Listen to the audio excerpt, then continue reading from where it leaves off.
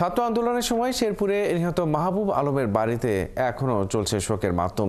পরিবারের একমাত্র উপার্জনক্ষম সন্তানকে হারিয়ে দেশেহারা পরিবারটি। স্বজনরা জানান, মামলার পর এখনো ধরাছোঁয়ার বাইরে মূল হোতারা।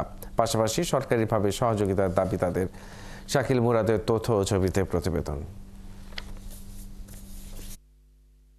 শেরপুর সরকারি কলেজের ব্যবস্থাপনা বিষয়ের স্নাতক প্রথম বর্ষের শিক্ষার্থী মাহবুব আলম ছিলেন একজন আইটি উদ্যোক্তা। অল্প বয়সেই কাঁধে তুলে নিয়েছিলেন পরিবারের দায়িত্ব।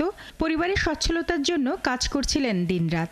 এর মধ্যেও ঝাঁপিয়ে পড়েছিলেন বৈষম্য বিরোধী ছাত্র আন্দোলনে। ৪ আগস্ট বিকেলে ছাত্র জনতার আন্দোলনের মিছিলে জেলা প্রশাসনের গাড়ি দ্রুতগতিতে চাপা দেয় মাহবুবকে। ঘটনাস্থলেই মারা যান মাহবুব। আমার ছেলে হারানোর পরে তখন মনে করুন আমরা অসহায়। আমার ছেলেই রোজগার করতো, সবকিছু সংসারের দায়িত্ব ছিল। ওর বাপটা অসুস্থ, পাগল, মানুষের সাথে কথা বলে না। আমরা সরকার থেকে ওরকম কোনো সহযোগিতা এখন পর্যন্ত পাইনি। আর আমার ভাইয়ের জন্য তো একটা মামলা করা হয়েছে। এদিকে একমাত্র উপার্জনক্ষম সন্তানকে হারিয়ে দিশেহারা পরিবারটি। থাকবার মতন একটা ঘরও নাই।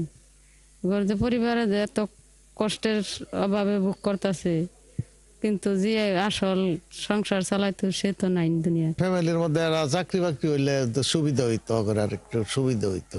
ওনার বাড়ি এটাই, এই ইটগুলো ছোট ভাই নিয়ে আসছিল, ভালোভাবে ঘর দিবে, সে আশা তার পূরণ হলো না। সংসারের হালটা আমার ভাই ধরছিল, চেষ্টা করছিল সুন্দরভাবে নিয়ে ফ্যামিলিটারে নিয়ে সাজাবো, কিন্তু এটা আর হলো না।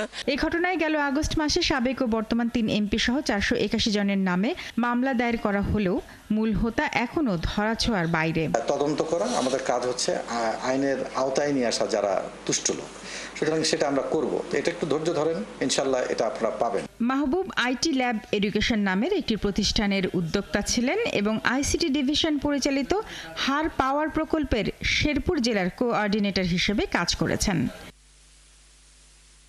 শারমিন স্বপ্না, ৭১।